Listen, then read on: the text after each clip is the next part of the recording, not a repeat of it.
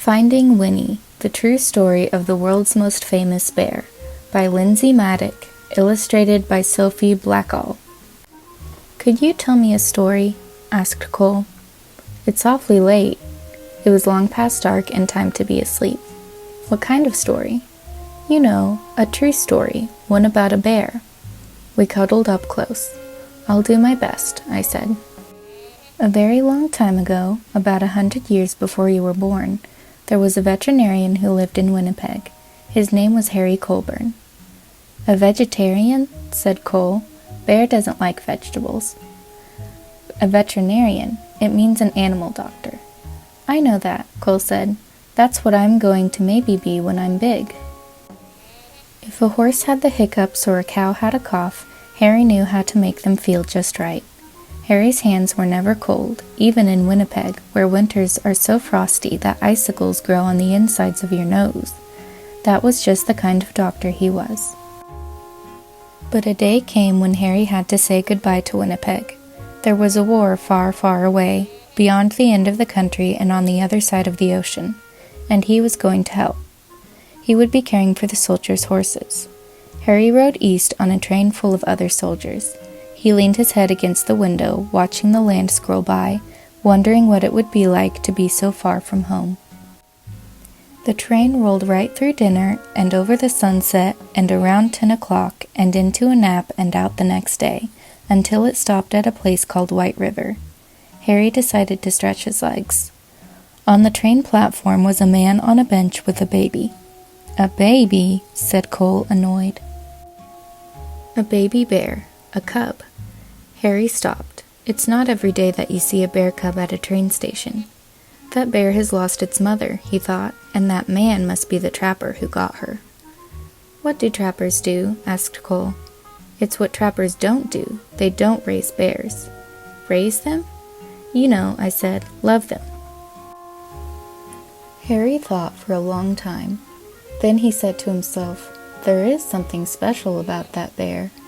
He felt inside his pocket and said, "I shouldn't." He paced back and forth and said, "I can't."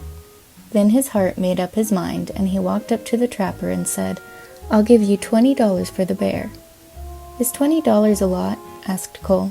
"Back then," I said, "even more than a lot." "Captain Colburn," said the colonel on the train as the little bear sniffed at his knees. "We are on a journey of thousands of miles, heading into the thick of battle, and you propose to bring this most dangerous creature?" Bear stood straight up on her hind legs as if to salute the colonel. The colonel stopped speaking at once, and then, in a quite different voice, he said, "Oh, hello."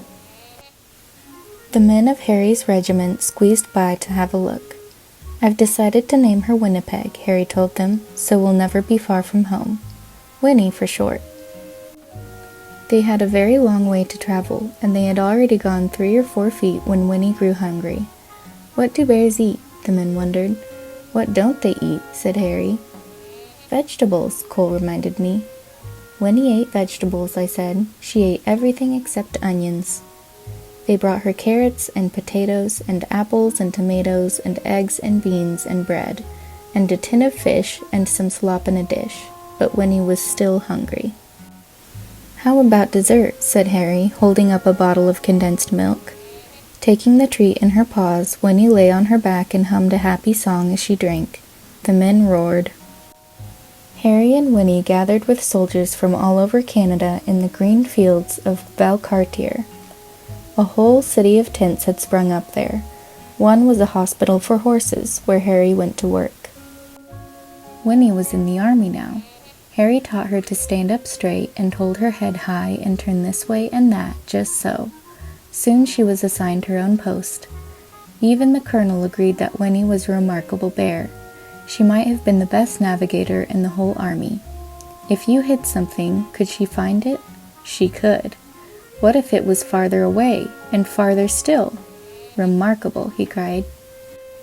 In the evenings, both of them were too tired to move.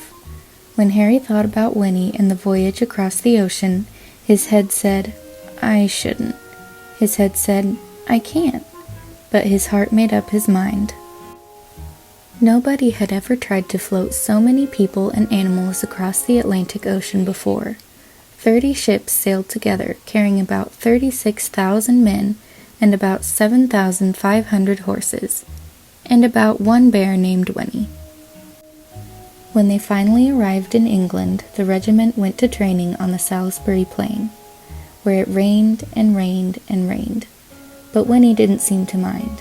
She was the mascot of the 2nd Canadian Infantry Brigade, and she attended her post with vigor. One day Harry came running while she was doing her exercises in the tent. "You'll bring the whole place down," he said with a laugh. She had grown. It was winter when the order came. The time had come to fight. Winnie posed proudly with the men for pictures to send home to their families. Harry thought for a long time. His head argued one way and then the other, but his heart made up his mind. He went to Winnie and said in a serious way, "There's somewhere we need to go." Winnie brushed the mud off her nose and nuzzled in close. Harry drove all the way to the big city. "Here we are," said Harry, "the London Zoo." Harry took a deep breath. "Winnie, this is going to be your home for a while," he said. She tilted her head. "We're shipping out to France," he explained. "I have to take care of the horses at the front." She rested her big head against him. "I know you want to come, but it's not safe." Winnie's head bowed. Harry's hands were warm as sunshine, as usual. "There is something you must always remember," Harry said. "It's the most important thing, really. Even if we're apart, I'll always love you. You'll always be my bear." "Is that the end?" "That's the end of Harry and Winnie's story," I said. "But I don't want it to be over," said Cole. "Sometimes," I said, "you have to let one story end so the next one can begin." "How do you know when that will happen?" "You don't," I said, "which is why you should always carry on." Once upon a time, there was a little boy with a stuffed bear. He'd had his bear ever since he was a baby, but somehow the boy had never found the right name for him. He'd tried Teddy and Edward and even Big Bear. One day the boy went to visit the London Zoo with his father, and there was a bear, a real bear, on the terraces there. Right away the boy thought, "There is something special about that bear." Her name was Winnie. They became true friends. The boy was allowed to come right inside her enclosure to play. Once the boy had found Winnie, he knew just what to call his stuffed bear. He named it Winnie the Pooh, and the boy was called... "Cole?" said Cole. His name was Christopher Robin Milne. Christopher Robin would visit Winnie at the zoo, and then he would take his stuffed animal on all sorts of adventures in the wood behind his home. His father, Alan Alexander Milne, wrote books all about them. Harry's Winnie became Winnie the Pooh, and there has never been a more beloved bear. "But what about Harry?" Cole asked. When Harry visited Winnie at the zoo, he saw how happy she was. She was being raised.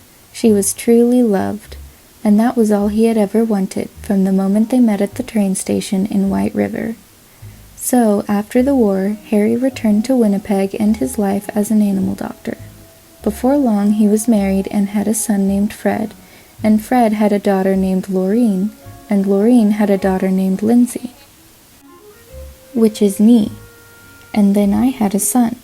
When I saw you, I thought, there is something special about this boy. So I named you after your great-great-grandfather, Captain Harry Colburn. I named you Cole.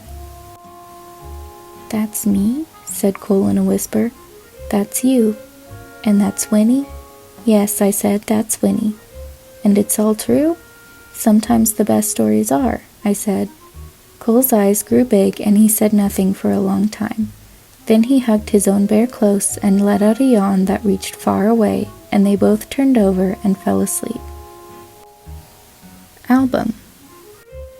On the left is a picture of Harry as a young soldier. On the right it says, "Harry kept diaries throughout World War I.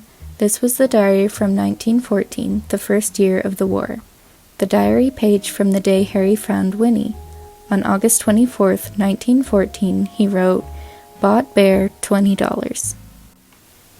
The top left photo says 3 soldiers with Winnie at her post. The one next to it says, Winnie and Harry have what appears to be a laugh and a snack.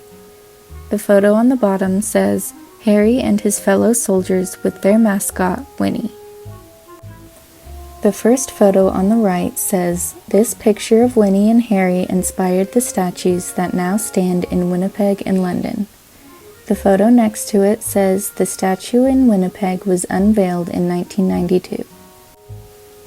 The caption for the top photo on the right says, this photo was taken of Winnie and Christopher Robin in 1925 at the zoo after they became friends. Christopher Robin's father, A.A. Milne, watches them play from above. The picture below it says, this official animal record card shows that Winnie began her stay at the London Zoo on December 9, 1914. The photo caption on the right says, Lindsay and Cole in 2013. We knew there was something special about this boy.